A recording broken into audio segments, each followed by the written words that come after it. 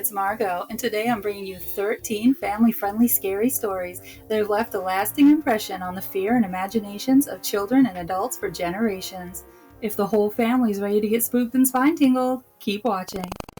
A girl was a little bit afraid of the dark, so every night her dog slept under her bed. When she was afraid, she'd put her hand down and her dog would lick it to reassure her. One night, she woke to hear a strange dripping sound. She put her hand down and felt the dog lick it, so she felt better and went back to sleep. The next morning, she awoke to find the body of her dog hanging in the middle of the room, dripping blood. On the wall, someone had written, "Humans can lick too." Two college roommates were in the same science class, and the big midterm was the next morning. Marie wanted to stay in and study, but Tara wanted to go out and party with a cute guy from the lacrosse team, so she left Marie to her studies. When she got home very late that night, Marie was in bed and the lights were off. Tara went to bed without turning the lights on, trying not to disturb her studious friend. In the morning, she went to wake Marie so they wouldn't be late for the test, but Marie's body lay stiff and her bed was soaked in blood. On the wall above her, scrawled in blood, were the words, "Aren't you glad you didn't turn on the light?" A babysitter had been hired to watch two children for the night. The parents had asked that she watch TV in their bedroom upstairs after putting the kids to bed, because the children had been having nightmares recently. She put the kids to bed easily enough and settled in the parents' room to watch TV. But in the corner of the room stood a large, life-size, creepy clown statue. She tried to ignore it, but it was just too creepy. Finally, she called the dad to ask if she could watch TV downstairs instead. "Sure, but why?" he asked. She tells him that the clown statue is just creeping her out too much. There's a pause. "Get the children and leave the house," says the dad. "We don't have a clown statue." A young woman was driving home late one night when she noticed a truck driving up directly behind her. No one else was on the road. She waited for the truck to pass her, but instead it stayed directly behind her and flashed its high beams. She became unsettled. No matter how fast she drove or which back road she headed down, the truck stayed close behind her, flashing its high beams every few minutes. Terrified, she sped home, with the truck right on her tail, and pulled into her driveway. She leapt out of the car and tried to run to her front door, but the truck driver got out too, and he was holding a gun. He pointed the gun in her direction and fired. The woman screamed, but the bullet wasn't meant for her. She turned to see the body of a man fall out of the back seat of her car, clutching a butcher's knife. The shaken truck driver explained that he'd noticed the man in the back seat of her car and was trying to signal her. Every time the man raised his knife to stab her, he'd flashed his high beams.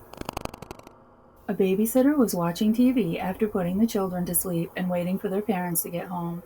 The phone rang and she answered, but there was no one on the other end. It rang again a few minutes later, and a man asked, "Have you checked the children?" and hung up. The babysitter called the police, who traced the call and said it was coming from inside the house.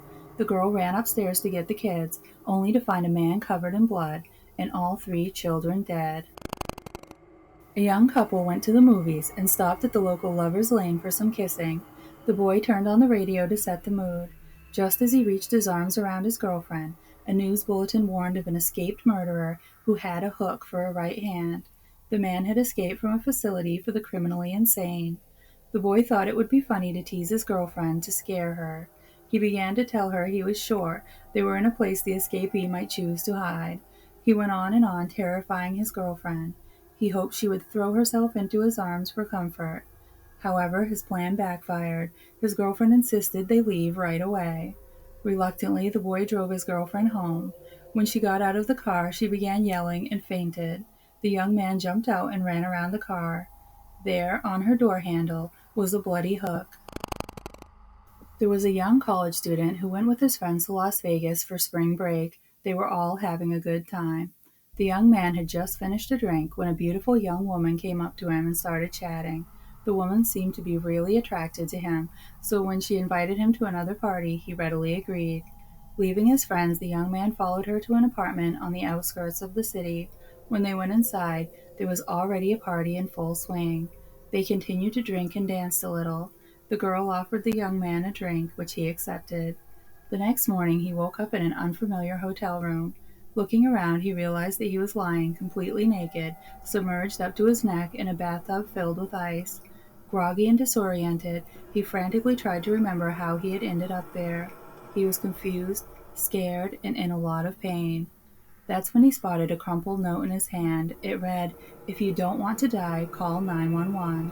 There was a phone sitting on a small table beside the bathtub. He picked it up and dialed the number, his fingers numb and clumsy from the ice. When the emergency services operator answered, the young man explained that he didn't know where he was or how he got there, but he was in a lot of pain. When he mentioned the bathtub filled with ice and the note, the operator seemed oddly familiar with his situation. She said, "Sir, can you do the following for me? Slowly and carefully get out of the bath and examine yourself in the mirror." The man grabbed the towel rack and pulled himself up out of the ice. Looking over at the mirror, he saw there were two 9-inch slits in his lower back. When he described the injuries, the operator said, "I want you to get back into the bath, sir. The paramedics are on their way. Do not move until they arrive." "What happened to me?" asked the young man nervously. "I don't want you to panic," said the operator, "but last night you were drugged. Someone removed both of your kidneys. There's a ring of organ thieves operating in this city. They harvest kidneys and sell them on the black market. They say that the young man is currently in the hospital on a life support machine, awaiting a kidney donor." A man was staying in a hotel for the weekend. On his way to his room, he noticed a closed door with no number on it. When he asked about it, he was told that no one is allowed in that room. Curious, he stopped to peer into the keyhole on the next night and saw a normal hotel room with a very pale woman lying on the bed. He went on his way. But the next night he was just too curious and looked through the keyhole again. This time all he could see was red, just red. He went to ask the woman at the front desk about the room again, and she finally told him the truth. A woman was murdered in that room years ago, an albino woman with white skin and red eyes. A couple were driving late at night when they noticed a girl hitchhiking. They picked her up and she thanked them profusely and gave them a nearby address. They drove her home trying to make polite conversation, but after a few minutes the girl fell silent.